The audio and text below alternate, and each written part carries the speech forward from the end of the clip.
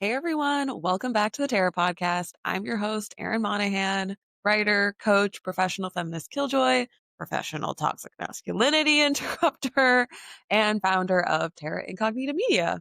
And this is a podcast where we challenge toxic masculinity, capitalism, white supremacy, all these things in the outdoor industry, how systems of oppression, basically how systems of oppression show up in the outdoor industry and beyond, and generally make feminist propaganda for your brain and body.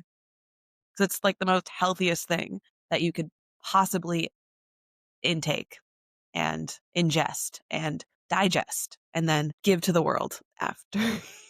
Okay.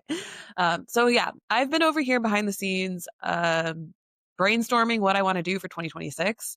And I'm thinking that I might bring back Feminist Killjoy Support Group. So if you were one of the OGs in that group, then thank you so much for your willingness to participate and be with us through the kinks and the ups and downs of creating that group. It ended up being a lot more like labor than I originally realized. Even though I love that group so much, I had to put it down for a little bit or a while bit. And I'm thinking that I want to bring it back. And it was just a really intimate, beautiful group where we discussed a different feminist topic and like each meeting, and we incorporated a somatic practice. And we just leaned on each other for solidarity and venting and learning and unlearning. And I'm thinking about bringing that back. So if that's something that you're interested in, please let me know. DM me on social media, on Instagram, or send us an email if you're interested in that. Because I would love to get a feel for if there are people who are interested in joining us if we were to relaunch that group. And in other news, I'm just really sitting with a lot of grief and processing trauma from childhood, as always. But, especially because this has been the holiday time and we just had my family celebrates Christmas. So we just had that. And I'm working through this with my therapist. And through therapy, I've realized that been a, I've been enduring family scapegoat abuse. And I'm like the designated scapegoat and odd sheep of my family. And so I'm not using the phrase black sheep because I've learned from anti-racist educators and psychotherapists that that's a racist phrase. So I'm using odd sheep. And this is something that I want to talk about more. I want to talk more about family dynamics. I want to talk more about scapegoating and being the odd sheep of your family and how this plays out, not just in our family systems, but it also plays out in our relationships in the world, like at work or with our friendships, and how this plays out on the world stage, how it plays out in our politics, in our government, and the ways in which marginalized people are the scapegoats of our society. So I have a lot more to say about that, a lot more that I want to dig into around that and research. And that will be most likely in a future episode or two or 100.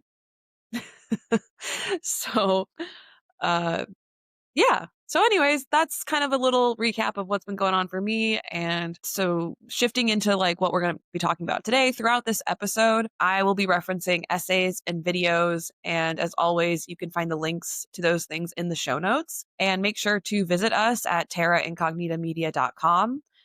There you can subscribe. I encourage you to subscribe to our newsletter, and when you subscribe, you get to instantly download our free PDF, which is Toxic Masculinity in the Outdoor Industry cheat sheet, so that you can learn more about what toxic masculinity is, what it looks like, how it shows up. And you can share this cheat sheet with the bros at the crag or at the climbing gym or on the trail and ask them to learn and unlearn their conditioning to be toxic masculine. And don't we need more of that? So yeah, stay connected with us. You can follow us at Terra Incognita Media, TikTok and Instagram. And these are where I've been making some feminist medleys, if you will. I'm experimenting with creating feminist medleys. where I incorporate different genres, like early 2000s emo. So can look forward to that if you're not already following. So yeah, I think that that's all that I have to say in terms of an intro. So let's get into the episode.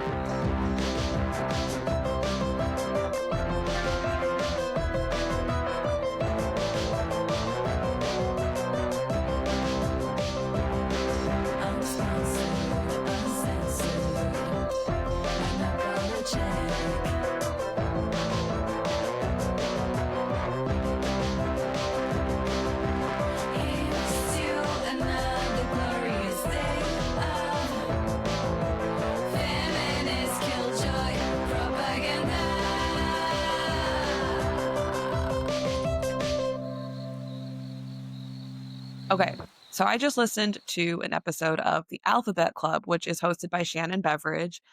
And Shannon had Pattie Gonia on to talk about the outdoor industry and queerness and all of these wonderful things. And they briefly talked about so called quote unquote cancel culture. And Pattie essentially was saying that the dumpster of a president that we have now is because of the left being so divided. And that's why we didn't get Harris as our president. And to that I say, no. No, that's not how we got Trump. And even if we did vote Harris into office, we wouldn't be back at brunch like all of the memes are saying. Because, or maybe as white people, we would, as white people specifically, we would be back at brunch because we would think that the world's problems are solved by having uh, a Democrat in office when really Harris was part of the Biden administration, which gave Isn't Real carte blanche at escalating the ongoing genocide against Palestinians. So Kamala Harris is not some progressive candidate that a lot of us make her out to be. And it reminds me of the memes that I've seen where it's like a fighter jet plane, and it's like when a Republican is office, it's just like a regular fighter jet plane going to another country to bomb them and create destabilization and murder and pillaging and rape. And then below that is a picture of the same fighter jet plane, but with like a rainbow flag on it, because representing the Democrat Party, where the people in the Democrat Party are like doing the same harmful, violent shit that the Republicans are doing, except they're like putting a rainbow flag on everything, or it's performative. So yeah, we wouldn't be saved, and it wouldn't be any better if Harris was in office. And this is something that I've learned from listening to Black anti-racist educators like Ericka Hart and Ebony Donnley. The other part of this is that the reason why we didn't get Harris is because we didn't want Harris. Those of us who are actually left and not just liberal, because those are two different things, we didn't vote for Harris. I did not vote in this last election because for the president, because I didn't want to vote for either of those candidates. And I think that it's like a wild realization for people, because there was all those campaigns about vote or die when we were growing up. And it's like voting is like this like big thing, and it's made out to be this penultimate version of activism or something, when that's not true at all. Creating change is going to happen in our communities. There's so many different ways that you can create change and that you can participate in being part of that change. And voting the commander in chief, the war criminal in chief into office, choosing which war criminal to lead this genocidal country is not the way that you make change. So we need to divest from that belief and reframe that going forward, because we don't want presidents. I don't want a president. And the entire system needs to change. But obviously, I understand that, we're not going to flip this system overnight. But within this, I'm saying that it's completely okay and valid for people to not want to vote for a war criminal, and that we need to hold each other accountable, particularly at what I'm speaking to as white people. We need to hold all of us white people accountable to the fact that we are in the situation because of white people, because of our commitment to white supremacy and our lack of imagination in understanding that we can opt out. We get to have a choice of whether or not we vote for a president or not. And it's a boundary that we can set that we're like, no, actually, I don't care if you're putting a rainbow flag on something. Like, I'm not buying it. And I don't want to vote for Trump either. So I'm not going to vote for either candidate.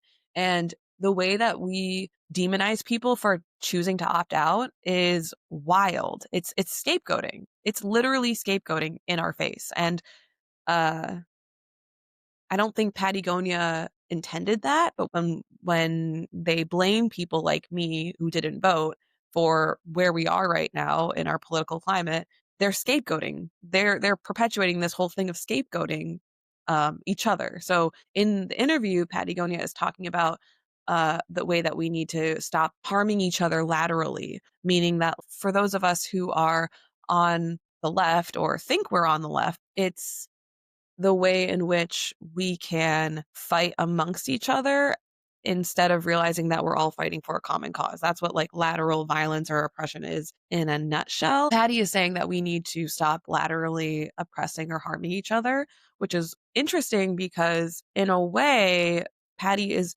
essentially, whether intentionally or not, blaming other marginalized people, more marginalized than her, on the fact that we don't have a liberal or democratic president in office when that isn't the answer and wouldn't be any better than Trump. It wouldn't. Kamala Harris wouldn't be any better than Trump. All of the things that we're seeing right now, all of the things that are happening right now, were happening under Biden. It's just that white people, we are used to things being more covert. We're not used to seeing these things in 4D or whatever. And now with the rise of social media, it's like impossible to be on social media and not come across the truth in some way or another if you have any kind of a conscience. So it's really like the beauty of social media is that now we have access to so many different voices and creators across the globe, and now we can see what really is going on. And that's what I love about social media. That's what I love about TikTok and Instagram, is that I've learned more from these platforms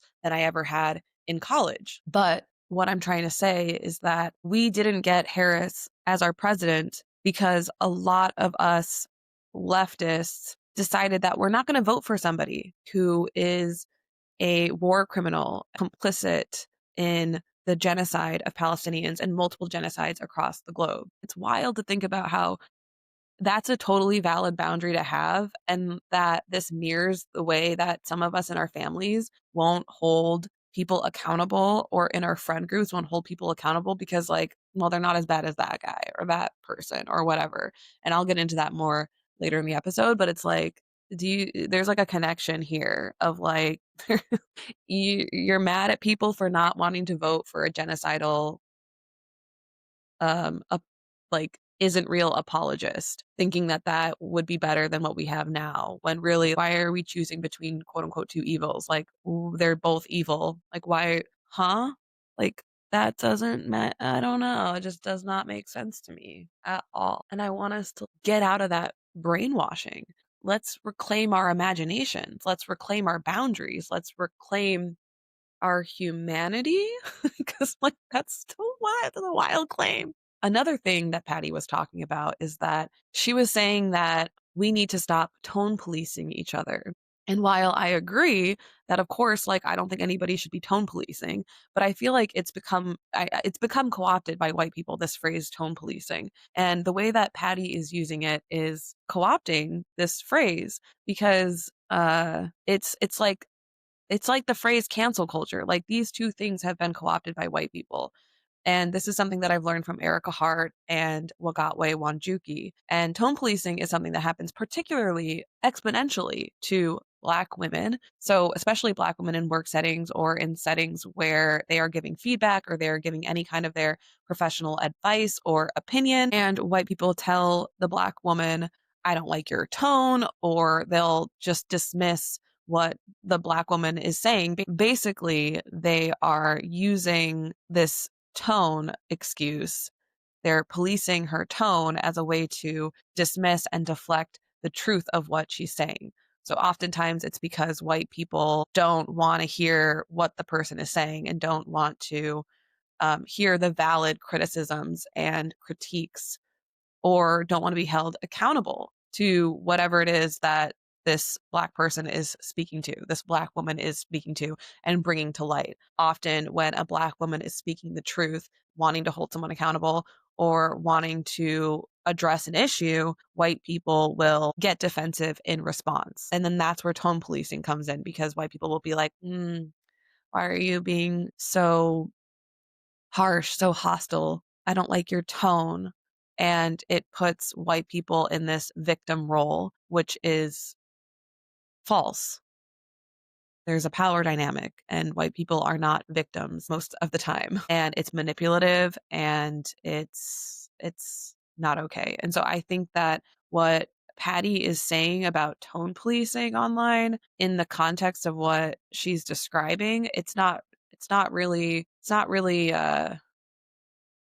tone policing. I think we need to be more specific about what we're talking about. We need to be more aware of the language we're using and be more specific. I think that what Pattie is describing when people say things like this and they say, like, I don't like cancel culture, quote unquote, or cancel culture is the death of us, or like when they're critiquing cancel culture as being this like toxic, harmful thing, what they're actually talking about is dogpiling. What they're actually talking about is online harassment. And yeah, I don't think that that's good. And we should stop dogpiling each other, and we should stop bullying and harassing each other online, which is, yeah, that is a problem. And as white people, we can often point the finger at other white people. And I think that's more specifically what Pattie is talking about. As white people, we want to deflect and avoid looking at ourselves, avoid looking at how we're causing harm and how we are acting out and projecting our internalized white supremacy onto other white people. And I went through a really long, ugly phase of doing this myself. And looking back on that, I was definitely pointing the finger outward because I didn't want to look inward. I didn't want anybody to have a gotcha at me moment so that I could like avoid being like the bad white person. We have a really hard time taking accountability. And this is all just projected out onto other people. And so we get angry, we get aggro, we um, get picky about people's behavior and language, and we're not necessarily like in solidarity with each other as white people. We are so obsessed with being the good white person that we tear each other down. If Pattie is going to offer this criticism about talking about what they're thinking is cancel culture, I think what they're really speaking to is the way that as white people, we have a hard time talking to each other and coming together to discuss the ways in which we are propping up white supremacy and the ways in which we have internalized white supremacy culture. So that's what I want to hear more about. I want to hear us as white people, as white outdoor leaders and figures and influencers and educators. I want us to talk more about how we are working through our internalized white supremacy and healing from white supremacy culture and our commitment to the construct of whiteness, which is something that I've learned from and have been able to sit with because of Kenya Budd, who is a equity and inclusion consultant in so-called Portland.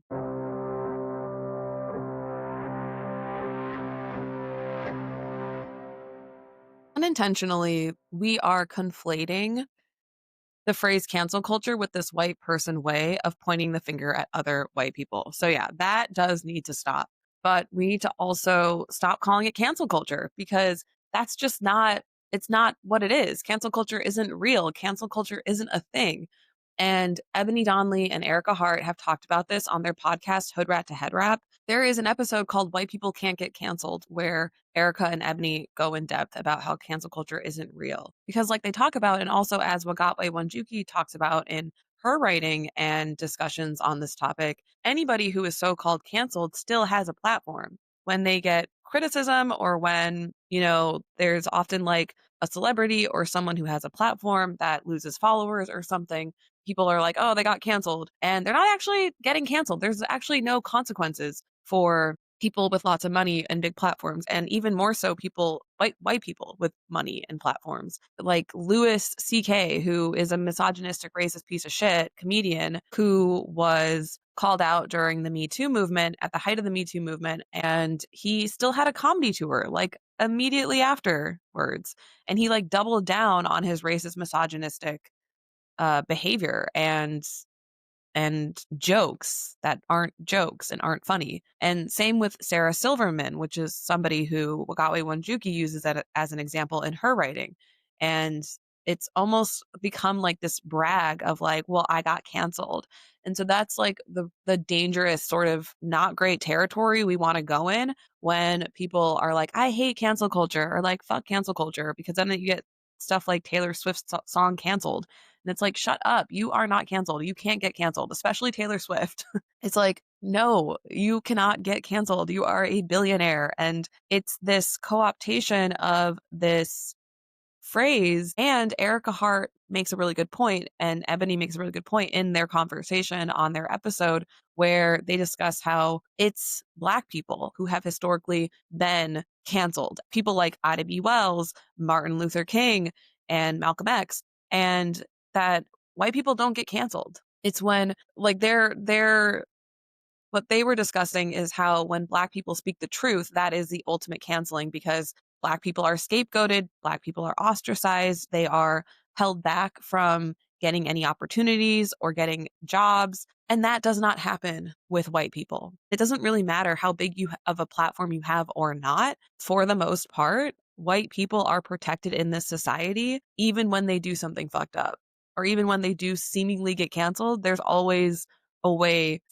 typically always a way for a white person to still have resources, still have access to food, safety, security, and housing. And that's just not the case for Black people, particularly Black queer people. All of the talk about the so-called cancel culture came out of, I think, around the time of the Me Too movement, and when people were holding powerful figures accountable. And so this became a racist talking point and fascist rhetoric of the right, which is what Wagatwe Wanjuki talks about.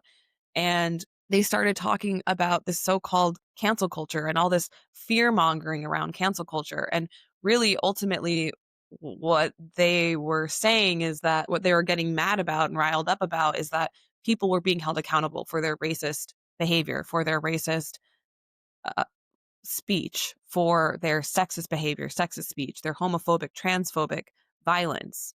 And for now, people like Pattie Gonia, who are trying to be progressive or trying to espouse progressive politics and activism, to take this fake concept of a cancel culture and to actually speak about it as if it's a real thing is unintentionally dangerous, because it was a way for the right, and is a way for the right, to delegitimize valid critique of people in power who abuse that power. That's where this so-called cancel culture sprung out of and grew from. And now people on the so-called left, or people who think they're left, are taking this racist right-wing fascist talking point and rhetorical device, as Wagatwe Wanjuki talks about in her essay titled The Manipulative Rhetoric of Cancel Culture, and we unknowingly reinforce this ideology that we probably don't actually believe in, or probably don't want to be supporting or espousing. I would like to think that Pattie is not trying to promote a fascist ideology or a fascist talking point. So I don't think that that's Pattie's intention. And so I think that that's why I want to talk about this, because it really needs to stop. We need to get really clear about what we're actually saying. And I also know that like people will probably say to this, like, well, what about, we don't want to like throw people away, or like people aren't disposable. And like, that's a completely different thing. We need to talk about that. Yeah, definitely. Like, not to have people be disposable in a society. If we're working towards abolition, then we need to start quoting Black feminists. We need to start quoting Black abolitionists, and we need to start studying Black abolitionists and Black feminists, because they are the people who are the experts at discussing these things, discussing how we need to be better at not treating people like they are disposable. And specifically, Black feminists and abolitionists were talking about disposability in the context of the prison industrial complex. So it's not great for us to talk about these things without the context of where they came from and without referencing and citing the sources of the people who have been talking about these things for centuries. And we need to be grounded in like actual theory and cite our sources. And I sadly don't see Pattie doing this. And again, I mean, I'm not trying to demonize Pattie at all. This is not an attack on Pattie. It is like a conversation that I've been thinking about and wanting to have for a while and trying to figure out how to bring this to like our community or bring this to be discussed, because it's a problem when you have a really huge platform like Pattie does and have the power to do all this really great work, like raise a bunch of money like they recently raised for all these great nonprofit initiatives. Pattie raised $1.2 million for these outdoor nonprofit organizations, and that's amazing. But then you have this big platform and you are unintentionally espousing fascist rhetoric. So that's why I want to bring this to have a real conversation about this. It's something I've been thinking about for years and trying to figure out how to have this conversation in a way that does not come across as like an attack against another queer person, an attack against somebody who I appreciate for the ways in which they are working towards a more liberated future and a safer landscape for everybody. I know that that's what Pattie's intentions are. And that's why I want to talk about this, because if we're in the queer community together, and we are in a community of people who are working towards a world where everybody is safe, then we need to stop using right-wing talking points. And we need to get really clear about what we're actually saying. And we need to be grounded and rooted in Black feminist theory and Black Marxist theory. And we need to be citing our sources. We need to be citing people that we learn from every time. There was a moment in the interview where Pattie had said that people don't treat the earth like a relative, they treat it like a resource. And they failed to mention that they learned this from Indigenous people, that they learned that from Indigenous educators. And that's so crucial that as white people, we have a tendency to talk about things. And I've been guilty of this. So I'm not exempt from this, but as white people, we have a tendency to speak about things and talk about things as if we like were born and came out of the womb knowing these things. And it's important that we adopt a studious, disciplined practice, a rigorous practice of always citing our sources, always crediting Indigenous, Black activists, educators, scholars, writers who we've learned from. Because otherwise, what happens is that whiteness is centered. Our whiteness gets centered when we don't credit the people who we've learned from and who we've benefited from, the movements that we're benefiting from as white people with platforms. And even my platform here at Terra Incognita Media would not be where it is without Jolie Varela of Indigenous Women Hike, without Ericka Hart and Ebony Donnley, without the Black feminists I've learned from like Audre Lorde, Angela Davis, Bell Hooks, Assata Shakur, people like James Baldwin. So it's important that we ground ourselves not just in a practice, but also theory. And so that's what's called praxis. And praxis is something that I've learned from a lot of these educators too. We can't just have one or the other. We have to have both the practice of being in alignment with our values, and then we also have to have the theory that informs our practice. If we just have the theory, then we're hypocritical and we're not acting on those values. And if we just have the practice, then it's kind of not really grounded in this legacy and in this lineage of scholarly work and this tutelage of these amazing radical ancestors that we have the opportunity to benefit from. And we've inherited their work and we've inherited this world that they worked towards. And we've inherited this world that was built a little bit better by them. So it's important that we credit them. And through that, we are giving not just acknowledgement, but gratitude and saying that I didn't come up with these things and that I am part of a lineage of people who I've learned from, and I'm continuing this message and continuing this movement and legacy. If we don't do that, we are inadvertently centering whiteness. As Wagatwe Wanjuki talks about in her essay, quote, cancel culture is a rhetorical device strategically used to gaslight people who make valid complaints about discrimination and oppression. Gaslighting is a form of manipulation meant to undermine the subjectivity of an other. End quote. So the right has been using this phrase cancel culture to invalidate legitimate critiques of oppressive systems, of racism, of sexism, of patriarchy, of white supremacy. And Wanjuki also points us towards Meredith D. Clark's writing and scholarly work, who is a professor at the University of Virginia. And Dr. Clark wrote about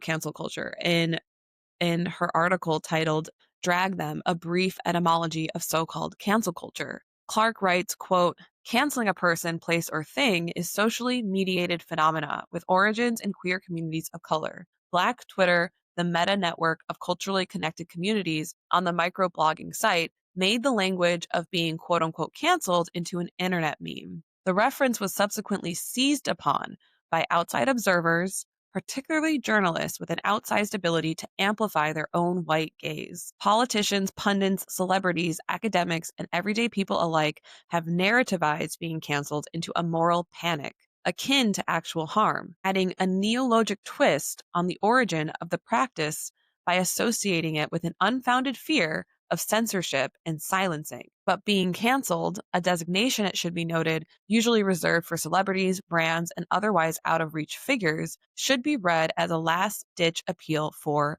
justice. End quote. So what Clark is talking about is how this became a kind of meme and discussion on Black Twitter to cancel someone. And then, like Clark writes, that outside pundits and politicians, celebrities, everybody, these people started to take it and warp it through the white gaze. And Wanjuki also encourages the reader in her article to look at who believes in cancel culture. She writes, celebrities, abusers, people with wealth and large platforms, and the people who sympathize with them. So it's the people at the top of the social hierarchy, of the class hierarchy that we live in, who benefit the most from these systems of oppression that cry out about cancel culture. So canceling came from Black queer drag culture. And this is something that I wish Pattie knew, because Pattie benefits from Black queer drag culture and is a drag artist, a drag queen. So this is incredibly important for somebody like Pattie to know.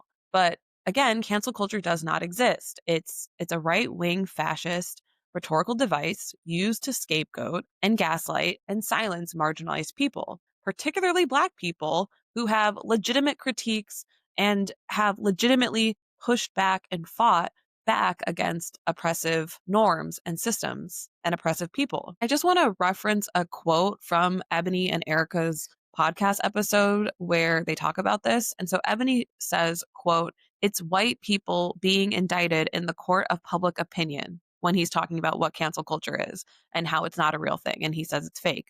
But so he's describing cancel culture. So he says, quote, it's white people being indicted in the court of public opinion about things that they did before or that they're currently doing that are just coming to light and is happening in a way that they feel will threaten their financial, professional, and personal prospects in life. But there's really no such thing as canceling. I can't think of one white person who's gotten canceled, Ebony says.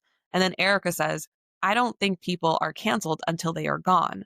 Martin Luther King, Malcolm X, Fannie Lou Hamer, I.W. Wells, they have all been canceled because of who they were and what they stood for. And then Ebony said, that's the ultimate canceled. And then Ericka said, quote, I would even say Black people in general, considering our bodies over time due to racism, the trauma that we carry due to slavery, police brutality, maternal mortality. I feel like Black people can get canceled, period, regardless of what we say and what we don't say. This kind of colonizing of cancel culture is really just another way for white people to cover up what you've done, which makes me think there is no opportunity for you to grieve or for you to sit with what you did. There's just a resistance to it. A suburb is another way to keep yourself from actually dealing with that. There are inner cities where people don't even have enough money to eat. You can just live in your suburb and never leave it. Cancel culture insulates white people from ever having to feel anything, end quote. And then they talk about another really potent point that when a Black person is canceled, what does that look like? And Ericka says, quote, if it is not resulting in death, it is not cancellation. The term has been credited to Black Twitter. It started to originate around Bill Cosby, Michael Jackson, Roseanne Barr, and Louis C.K. People are like, let's cancel them, but they all have done something violent, horrible, or racist. They say it's not connected to abolition. It's punitive. So what Ericka is talking about is how there's this like conflation of like cancel culture being punitive and then people confusing this whole thing about it being like not abolitionist to like quote unquote cancel people. But it's just such a warped, messy mess of like people we don't know what we're talking about when we say cancel culture. And people are not rooted in the theory and have not read people like Mariam Kaba or Angela Davis, who are abolitionists and educate on abolition. And so we're all running around thinking like, oh, don't dispose of people. But I mean, yeah, obviously there are ways in which we don't want to dispose of people. And there's this whole thing about how we need to talk about transformative justice. But again, that's a very specific context and it needs to be grounded in theory and education and the work of Black educators and writers and activists and feminists who have come before us. And so as white people, we have really warped this idea. And we think that what's happening online is like this punitive, we're like all afraid of like it being punitive and it's like we're all afraid of this thing called cancel culture when really like what we're describing is just white people being white people. And we need to get away from calling it cancel culture because that is a right-wing talking point. And we have a lot of work to do as white people to heal our internalized white supremacy and our desire to constantly be right and our discomfort and complete rejection of being accountable for the harm that we've caused or something wrong or immoral or racist or sexist or homophobic that we've said. So I don't want to just keep reading quotes from the podcast episode, but what they said was so good. But please go and listen to it as well. But another thing that I really appreciated that Ebony talked about was he said, quote, especially when we have a system where even you don't commit like a crime, quote unquote, or when you don't do something questionable or wrong, or in fact, you're trying to do something right, quote unquote, maybe you are met with consequences. Say you speak out against somebody was racist at your job, or that this company is stealing money. When you speak out about those things, they had to call it something. They called it whistleblowing. There is a name for calling things out that predates call out and cancel culture. That's called whistleblowing. What happens when you whistleblow, you'll end up like the person who whistleblew about Watergate and the Nixon administration, who was a Black person who died earlier than he should have, and also with little to no money. So there is no protection for people who call out, who hold to account. There's no justice here yet, end quote.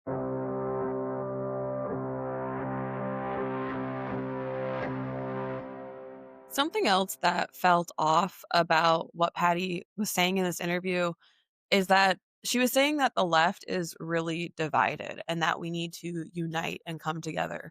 And Pattie used the right as an example of like a united front, which is wild because all I see are Black people, Indigenous people, people of color, communities of color coming together into the streets, protecting each other from ICE. All I see is a lot of people on TikTok educating each other about what's happening in Palestine, what's happening in Congo, in Sudan. Richie Reseda, who I have a huge crush on and is an abolitionist activist and educator, and talks a lot about how to unlearn and heal from patriarchy and white supremacy, just posted a slideshow of videos that showed how particularly Black people and communities of color are coming together to fight back against oppressive systems and in the streets and everyday life and are coming together to to show what real community and mutual aid looks like. And these videos made me tear up. Like I was legitimately crying watching these videos because what was shown was how the Bondi Beach hero, a 43-year-old shop owner, Ahmed Al Ahmed, disarmed the gunman at Bondi Beach. Another video showed a houseless protester protecting another houseless protester and one protester was getting arrested and getting assaulted by a police officer while two other houseless protesters, or just protesters, I don't know if they were all houseless, but protesters came and de-arrested, came in and swept in and scooped up the protester that was getting arrested and assaulted by the police officer, and they saved that person from getting arrested and getting taken by the police, ultimately getting kidnapped by the police during this encampment sweep. So there are, if you go to that post that Richie Reseda shared, you're gonna see a lot of examples like that. And I mean, there are so many examples of leftists and abolitionists educating each other on TikTok. And this is what's the hugest threat to Isn't Real, is like the fact that Isn't Real poured all of this money. We know that Isn't Real poured a bunch of money into enticing influencers and asking influencers and buying off influencers so that they would promote Isn't Real propaganda, so that they would promote Zionist propaganda that supported Israel's genocide against Palestinians. But because of the mass amounts of people on TikTok that were educating the masses about what's really happening, the history of colonization in Palestine and how it's connected to the history of colonization here on Turtle Island, that has been a huge threat to empire, Israel, and the so-called United States. I mean, there are restaurants in Chicago that are refusing to feed ICE, and businesses are locking their doors to ICE, and there are tow truck companies towing ICE's cars. So that makes me ask, when Pattie says something like the left isn't united enough, like, who's not united? Who's like, why are we talking like that? Why are we repeating this right wing sort of talking point? This belief makes me think that the person who's saying this doesn't really have a pulse on what's going on and what's happening in the actual streets and in everyday life, or like what local communities and local activists are doing to push back against systems of oppression on the daily. And then Pattie also says, quote unquote, same dream, different team, and how we need to remember that and not criticize each other because we all had the same dream. We might be on different teams but have the same dream. And I don't understand that. I don't know where that phrase came from. I've never heard that before, but like, what kind of bullshit is that, to be honest? Because what do you mean we have the same dream, but we're on different teams? Why are we on different teams? Why would we be on different teams? Wouldn't we be on the same team? I want to be on the same team. I'm on the same team as anybody else who's fighting for land to be returned to Indigenous people. I'm on the same team for anybody who's fighting back against useless borders, violent borders, anybody who's fighting back against immigrants being torn away from their families, people, just everyday people, our neighbors being torn away from their families and homes. I'm on the team of people who are against police brutality and the genocide that's happening against Black people. So I don't know why that's something that Pattie said. That's a weird phrase. That feels that just doesn't feel aligned with progressive politics to say something like same dream, different team. I don't understand like the different team thing. And it just gives me pause. It gives me pause about where Pattie, like what informs Pattie's politics and who Pattie has learned from. Because I don't hear Pattie quote enough, or any Black women. I don't hear Pattie quote Black feminists, Black abolitionists, Black Marxists, Black radicals. I don't hear Pattie quote Black anti-racist educators. I mean, it's like her politics and ideologies are, I'm sure, influenced and she has received education and knowledge from Black educators, from Indigenous educators, but it's kind of being interpreted and garbled through this like unchecked whiteness. That's what it kind of feels like and seems like. It's kind of coming through and being filtered through this white gaze still. And of course, I'm a white person swimming in the water of white supremacy, and I'm guilty of this as well. So I'm open to criticism. I'm open to feedback. I love getting feedback. I love getting criticized so that I can become a better person, a better version of myself, so I can learn more fully how I can better show up and be in integrity with my values. So if you have feedback for me, please let me know. I just feel like it's important. It's it's time to talk about how Pattie's activism, I think sometimes inadvertently, is being filtered through whiteness from their lack of grounding themselves in the Black radical tradition, which is necessary for any of these things that Pattie says she wants, for any of these things that anybody who's progressive say we want. A freer world, a free world, a world of a world where everybody is liberated, a free world where everyone can be their authentic selves. I mean, even in the interview, Pattie doesn't reference one Black person or Indigenous person. I'm pretty sure the entire time I listened to it, I think through the whole thing. But Pattie does reference Greta Thunberg, and Greta has even said, "Don't platform me." Greta has said, "Don't center me in this. Don't glorify what I'm doing," because Greta has said, like, this is the baseline. This is the baseline of what white people should be doing, and that what has happened to her is nothing compared to the genocide that is happening and what Palestinians are enduring in Gaza.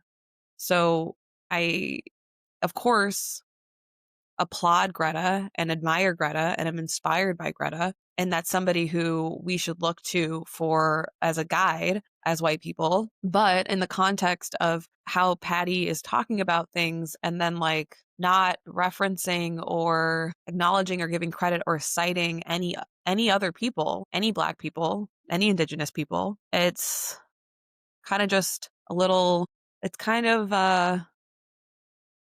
problematic, for lack of a better word.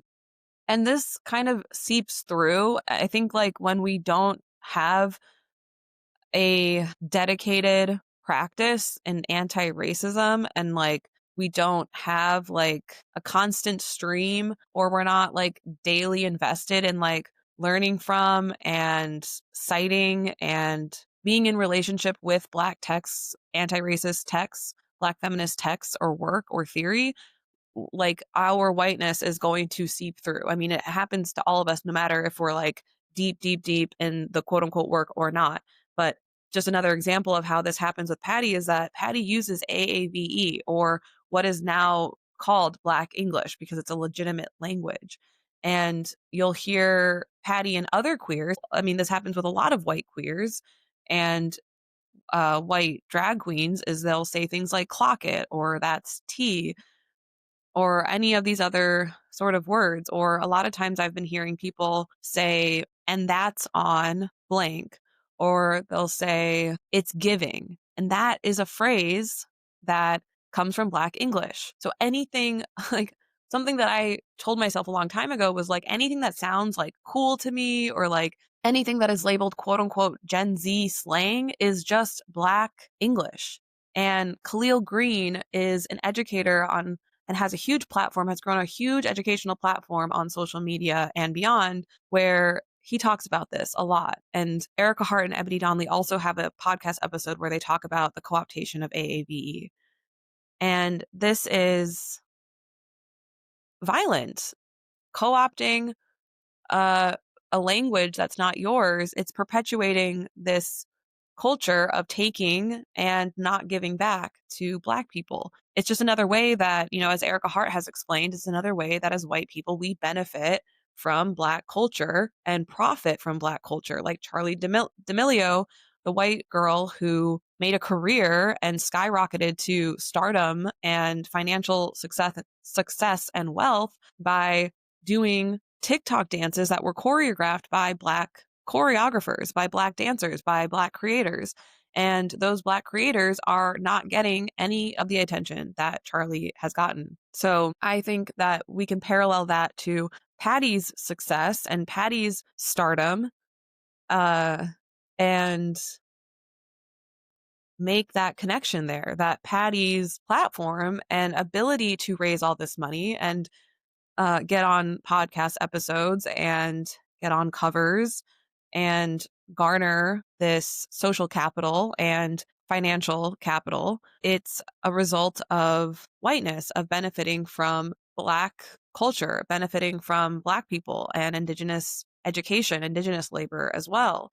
And I would really like to see Pattie acknowledging that more, and not just saying like, yes, I'm privileged, and yes, like Because I think that at some point in that interview, Pattie does say, like, yeah, I'm very privileged and I want to give back and all that. And like, yes, I totally believe that. I totally believe that Pattie does want to do the right thing. And I believe that they have the power to do that. And they're doing a lot of good, there are good things that they're doing. And I think that overall, my perception is that it's not going far enough. They're not going as far as they could. And this interview was just kind of like a snapshot. It's an hour long, but I think that you can glean a lot from somebody in just that amount of time.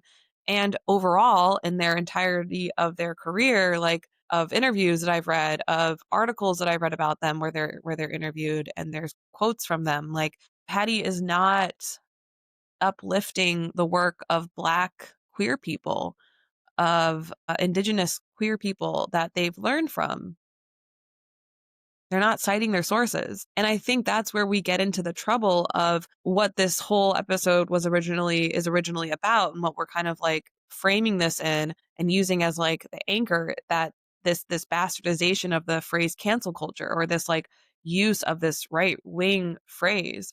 That's what happens when you don't root yourself in Black feminist theory, a or the Black radical tradition. If that's what happens when you're working towards what you think are progressive values, but you end up inadvertently proselytizing for the right. If you're not grounded in Black activism, Black theory, Black scholarly work, or Black writers, and I'm not talking about scholars as in like Ivy League, Ivy Tower stuff. I mean, sure, like absolutely, let's read Black scholars in that context, but also like there are, like, I consider a Black scholar Ebony Donnley, and they're not in academia. And I consider a lot of educators who are scholars that are not necessarily being honored that way through academia. And all of this kind of feedback or criticism, whatever you want to call it, I have this feedback for Shannon Beveridge as well. And again, I'm not disparaging her character or her overall work or the impact that she's had on people. What I'm saying is, I don't think that as white people with these platforms, they're doing enough to address the ways that their white supremacy, their commitment to white supremacy culture, or their collusion with whiteness is showing up. I mean, and Shannon has had this platform. She's had this platform for years, this huge platform, and she still says things like in this interview with Pattie, she still said things like, I don't know what to say about the ICE raids. Like, I'm not an expert. And it's like, yeah, I get, like, yeah, sure, we need to have humility and understand like where we shouldn't be speaking on something or not, but it does relate to you. That is your community.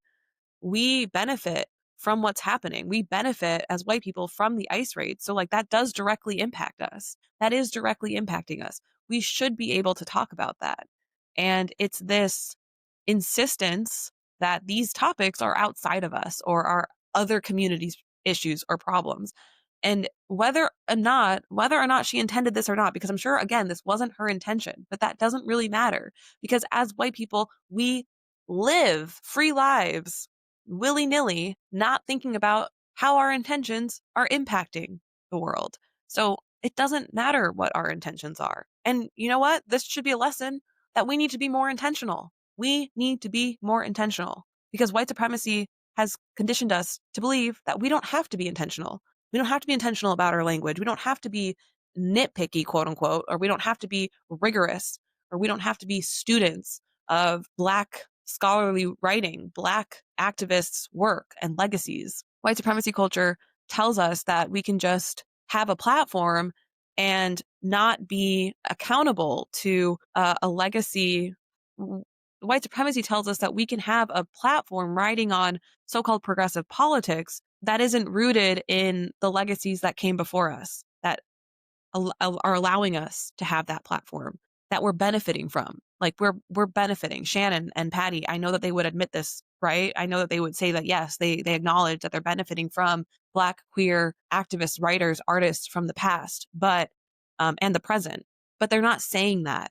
They're not saying that. And it's important that they say that all the time. And it has to show up in big and small ways. And what I'm saying here is that it's showing up in small ways, I guess you could say in quote unquote small ways, in this podcast episode, in the ways that they're talking about politics. And I'm sharing all this because I want us all to be mindful of how we do this in our everyday lives. because this is not just an issue of this interview. This isn't like a isolated event. We all participate in this in some way or another in our daily lives, in our daily conversations, and we all need to be more intentional and specific when we talk about these things. And we do need to educate ourselves more. At this point, that interview that Pattie and Shannon had, that was last summer during Pride. And it's like, at that point, you should be preparing, you need to be preparing yourself to be able to talk about these issues. If you say that you care, I mean, I know that we don't have to be like an expert and educated on everything, but like if you have a platform, you are beholden to these things. So if you have a platform, we are like, I think that you need to be held accountable to a certain standard. And we have low standards. The bar is low for white people who have platforms. And so I think that we need to raise the bar. It needs to come up from, 1,000 feet underground, and it needs to like come up. And so some people would be like, well, nobody's perfect and nobody can know everything. And it's like, I don't know everything. And I think that I still try to have a sense of what the issues are going on, and then you connect them. The thing is that all these issues are connected. So whether you're talking about the ice raids, or you're talking about Congo or Sudan or Palestine, or land being stolen and not returned to Indigenous people here on Turtle Island, or whether you're talking about the oppression of Puerto Ricans, or you're talking about police brutality or the prison industrial complex, it's all connected. So I think that we need to have more literacy around the issues that we say we care about. We need to have a better grasp on how to speak about these things. I think that we should be able to hold each other to that standard. I don't think that that's too much to ask. I think that's baseline for somebody who is saying that they have progressive values and building a platform, benefiting benefiting financially from that platform that they've said that is supposedly rooted in their so-called progressive values. Yeah, you're held to a higher standard than the average person, and that's what I knew when I started Terra Incognita Media. Is that if I'm going to speak to these things, if I'm going to speak to certain issues, I need to know how to connect those issues to other issues. I need to understand and get good at how to talk about these things and connect the dots. I'm not saying I'm really good at it, and I'm not saying I'm perfect at it. I'm not saying that I'm better than anybody, but I'm saying that that is something that I dedicate my time and life to doing, and just in general as a human being in this world. Because if I actually do care about these things, if I care about ending ice raids, if I care about opening up the borders, if I care about returning the land to Indigenous people, then I need to be about that and actually act on that. And part of acting on that is being able to speak about these things.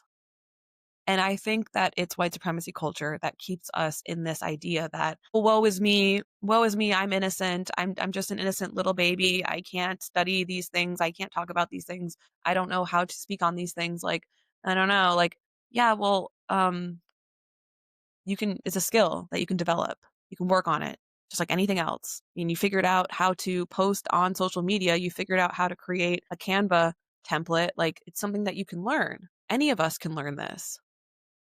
Any of us can learn to speak on issues that we are afraid to speak about.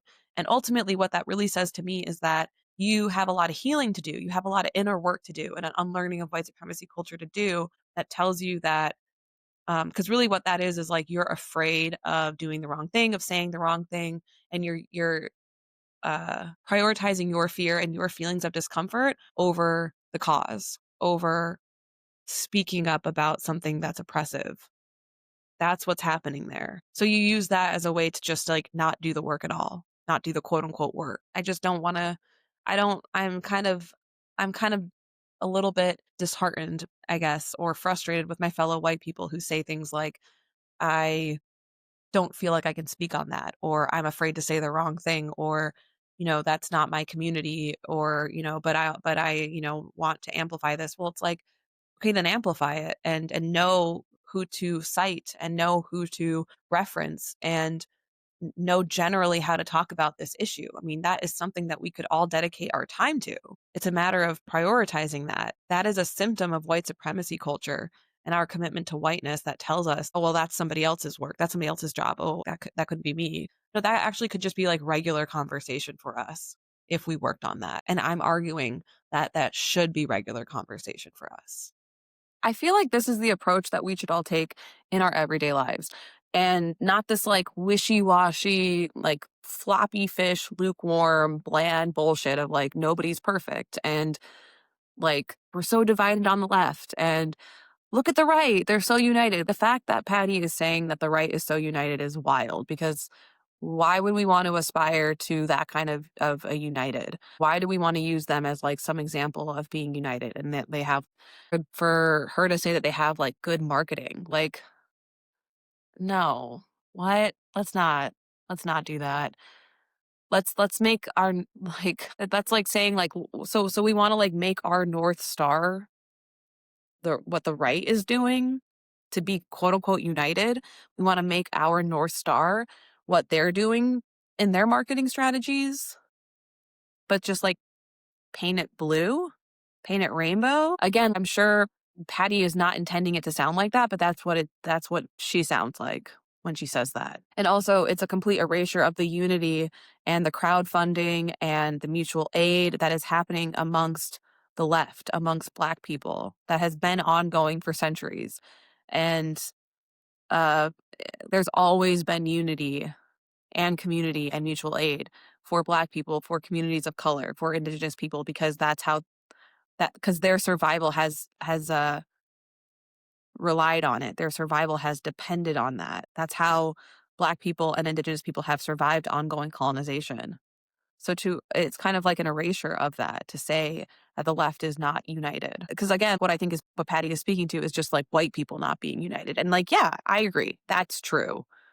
I do think that as white people, we are not united, and that we point the finger at each other, and we need to be better at talking to each other. And that's part of unlearning white supremacy culture. That's not about this so-called cancel culture. And this is where it gets into slippery, dangerous kind of territory of when we start to use this racist, fascist rhetoric of being like, I can't stand cancel culture, then kind of forms and morphs into this pipeline towards disparaging quote unquote identity politics, which has also been bastardized by the right and has been co-opted. The right says, oh, the left is so divided because of its insistence on identity politics. That's what fascists say about left leaning people, or even liberals will say that.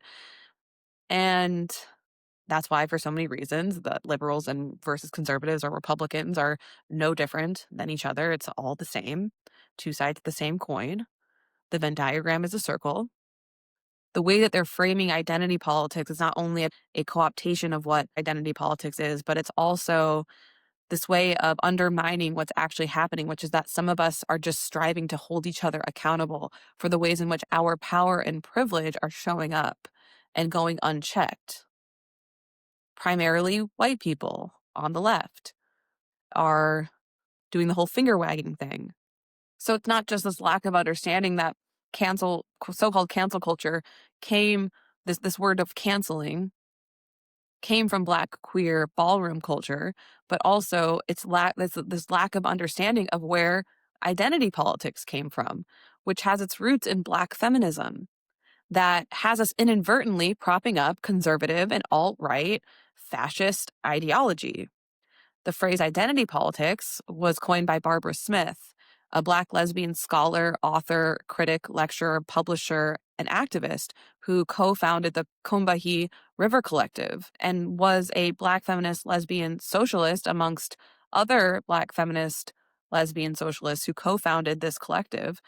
And they were active in Boston, Massachusetts from 1974 to 1980. Barbara Smith has since become an academic and a researcher on the topic of identity politics. And in an interview in 2020, she spoke about how she disagrees with how both the right and liberal spaces apply the concept. So I'm going to link that interview in the show notes, and you could find this on YouTube. But in this interview, she talks about what identity politics actually is. She said, quote, identity politics means that we acknowledge that people have different relationship to systemic oppression based upon who they are, and that we have to take that into account when we're trying to figure out which way forward and what we're going to do to eradicate and challenge that oppression and to make a better world and better life for us.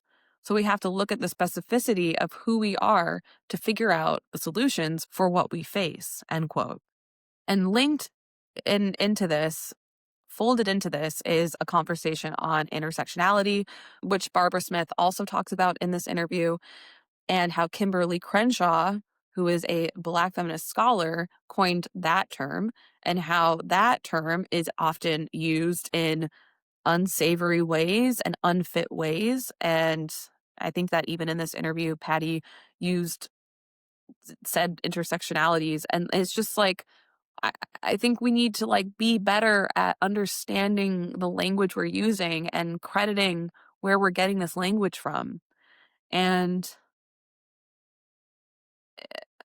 I know people are going to be like, you're demanding perfection from Pattie, and you're doing the very thing that Pattie says that we shouldn't be doing, which is like nitpicking and demanding perfection. And it's like, no, I'm not demanding perfection at all. I'm demanding that we as white people hold each other to a higher standard, hold ourselves to a higher standard, and hold each other accountable for the ways in which we might be inadvertently centering whiteness or propping up white supremacy culture or not checking our internalized white supremacy culture.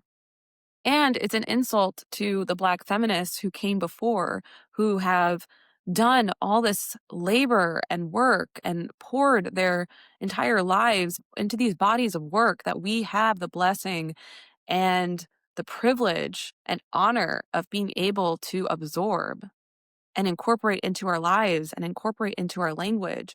But instead, what's happening is that we're benefiting from that labor without acknowledging that.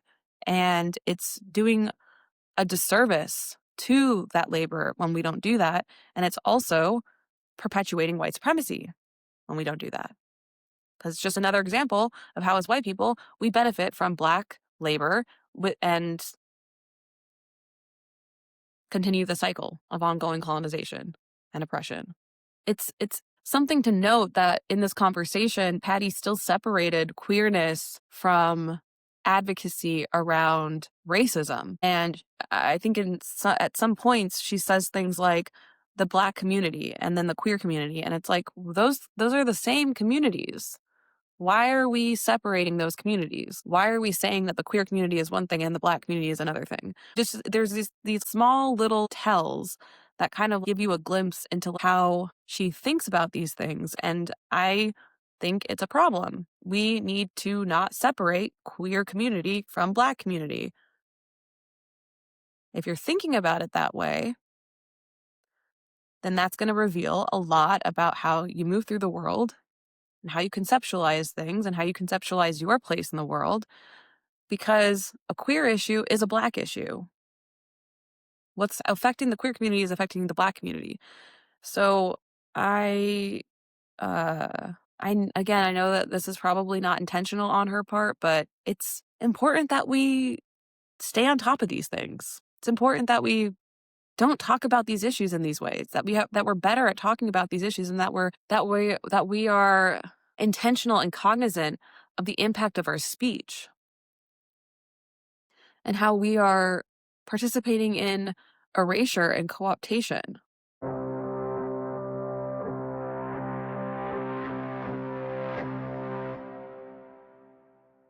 In conclusion, I just think we need to be better at praxis, which is something that scholars in critical race theory talk about a lot. I think we need to be better and hold ourselves to a higher standard in our speech, which then affects our behaviors, which affects our ideology and our way of framing things and looking at the world. I think that we need to be more rigorous in anchoring ourselves inside of Black feminism and the Black radical tradition, and that we need to be grounded in these Black texts and citing our sources, citing Indigenous sources, citing Black sources, and crediting and acknowledging the breadth and depth and richness of the Black queer legacy that we were left behind, so that a new, better liberated world is possible. So let me know your thoughts. I'm really curious to hear what you think. I also am curious who is a Black feminist or educator that you think should be uplifted or credited more. And stay tuned because I might be launching a workshop soon. I also might, like I said at the beginning of this episode, be relaunching Feminist Killjoy Support Group. So get on our email list and visit terraincognitamedia.com for more articles and subscribe to our email list. You can subscribe there, get the instant download of the Toxic Masculinity cheat sheet PDF, and follow us on Instagram and TikTok. I'm sending you all of my feminist killjoy rage and love as always. Thank you so much for spending time with me today and being here and being in this community and being a critical thinker and being dedicated to growing your brain. I appreciate any and all feedback as always. So, yeah. My DMs are open. I will talk to you soon. Okay, bye.